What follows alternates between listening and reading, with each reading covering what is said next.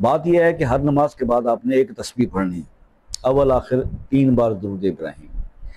और वो तस्बीह क्या है? या अल्लाह हो, या नूर हो, या बारी हो। इसके आखिर में भी 3 बार दुरूद इब्राहिमी हर नमाज के बाद कीजिए।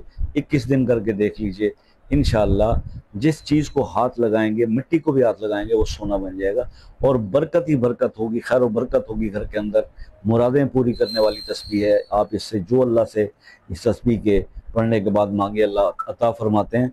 तो इस चीज़ को जहन में रखते हुए ये समझ लीजिए कि ये अमल जो है, ये आपकी हर ज़रूरत का हल है, अगर आप उसको पूरे यकीन के साथ, पूरे ईमान के साथ और पूरे तवज्जो के साथ करेंगे। ये एक इसकी शर्त है।